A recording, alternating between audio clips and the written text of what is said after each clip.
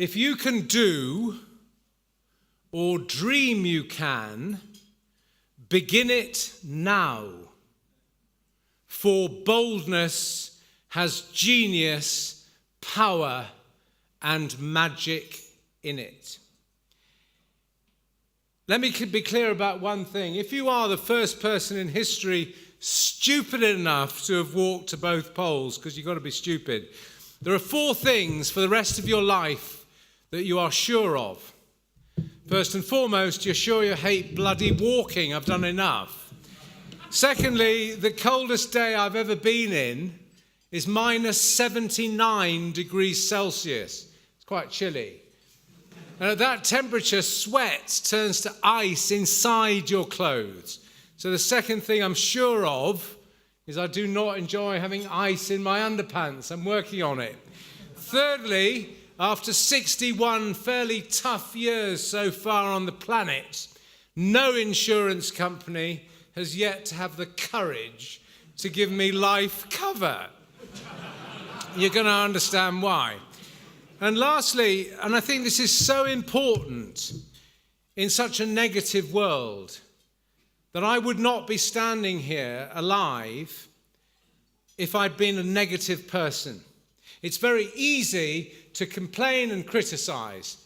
And I think one of the most important things I've learned in leadership is to be the positive person around the table. It helps. It keeps people alive. Now, where did this begin? Last time I was properly dressed, check out that haircut. I'd still believe in dreams, ladies and gentlemen. And at the age of 11, I saw a film about the Antarctic, and that was it. One day, I would become the first to walk to both poles. One minor problem, at the age of 23, I had to raise $5 million US. That's a stat load of money today. It was a huge amount way back over 35 years ago when I started this. And I thought I could raise the money in 2 days.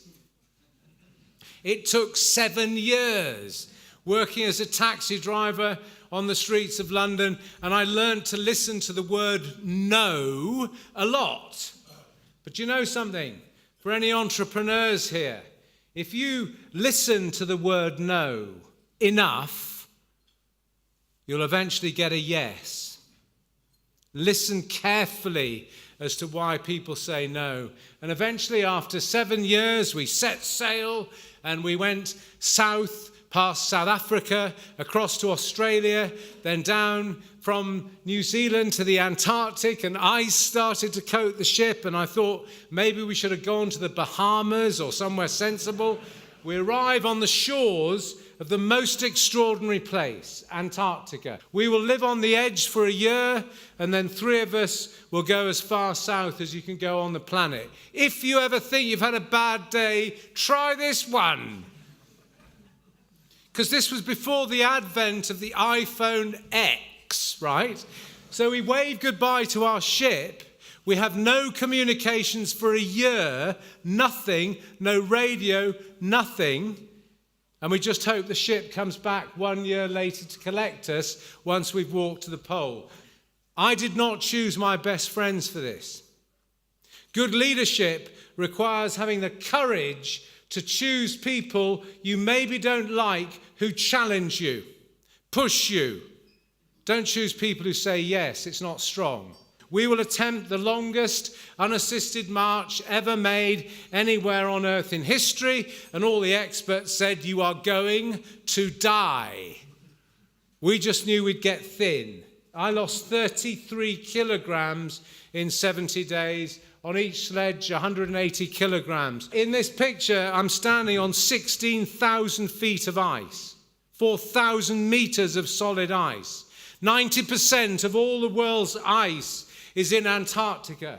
70% of all the world's fresh water, it's there. We're standing on it. And trust me, ladies and gentlemen, it's not probably the best idea if we continue to melt it. We swim, maybe not in Switzerland, but in a lot of other places, we swim.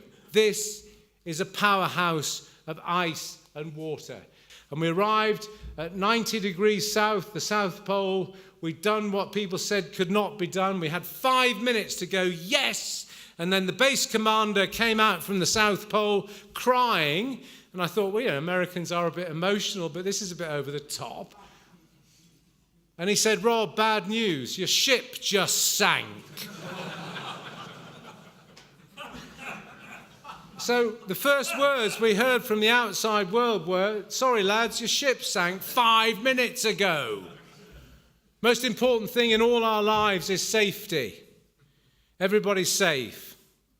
But I've got a few minor problems. I'm bankrupt. I promised Jacques Cousteau I'd take away our base camp. I don't have a ship. It's 5,000 kilometres back to New Zealand. I have 25 people standing on an iceberg ready to kill me. And I'm standing at the South Pole looking like somebody forgot to bury me. This was not the best day of my life. But you know something? However bad things get, you can turn it.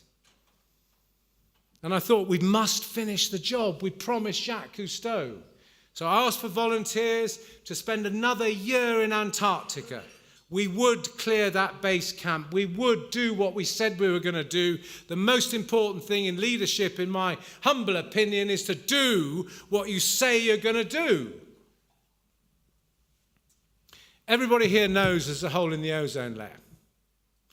Honestly, how many people here know that the hole in the ozone layer is starting to fix itself? Honestly, how many people here know that? Quite a lot, but not that many. Why don't you know it? Because it's good news, that's why. And I think we ought to be more in the good news business. The hole in the ozone is fixing itself. It will take 100 years. Why? Because governments got together 27 years ago and said, right, CFC gases to one side, job done. So I was about to go on holiday. I thought I deserved it after all of this. And I was hauled in by NASA. I really like NASA because they're not emotional. They're factual. And I was hauled in by NASA and they said, Rob, why is no one taking the disintegration of Antarctica seriously? All these pictures here, these coloured pictures, are of ice shelves that are now starting to disintegrate faster than even the most pessimistic people thought they might. Why is no one listening to us? I said, probably because you're being boring. And unfortunately, big mistake, I took my son to the meeting. Barney is 23 years of age. I thought, well, maybe we'll recycle a bit more or do something. No, we came out of the meeting and my son said, look, Dad, this is happening. The Larsen B ice shelf broke off. Now the Larsen C ice shelf is breaking off. And I'm sorry, Dad, we've got to do something about this. So my son came up and he said, right, Dad, we're on it. We're going to have a climate force challenge between 2017 and 2025, and we are going to remove physically 326 million tons of carbon out of our atmosphere by the end of 2025. The only problem was, to the plan, it required more bloody walking. So we went out to the Antarctic and we would survive off renewable energy for the first time in history. No one had ever done this. Working with NASA, we got ice melters made, fantastic battery systems, and off we set for the South Pole again on November the 22nd, 600 miles on foot, only surviving off renewable energy. This would be our home, and this was me on day one, frightfully enthusiastic, not that happy to be back. And after 300 miles of the journey, I was done. Done. Because our plan was that it would take us 60 days to do it. And I knew I could do 10 miles a day. But as with every plan, we started late, and I knew I couldn't keep up with people who had an average age of 30 years my junior. So the hardest decision ever in my life was to leave my son to complete the journey on his own. I pulled out. He got through. I joined him for the last 60 miles, and Barney and I stood at the South Pole. Yes, job done, first ever expedition only to survive on renewable energy. And our Climate Force Challenge is pretty simple. We want not just companies to be involved, we want everyday people. You know, everyday people are feeling so left out. They know there's a problem, but they don't really know what they can do. And we want to fill that gap and set targets. We're working with this fantastic guy in Switzerland. It's a shame he's not here. Christoph is running a company called Climeworks, which is actually sucking CO2 out of the air. That's his pilot project in Iceland, which I'm going to visit tomorrow morning. And he eventually will have systems like this around the world, literally sucking CO2 out of the air, turning it back into rock, or even actually into product, which is fantastic. And I believe this, ladies and gentlemen.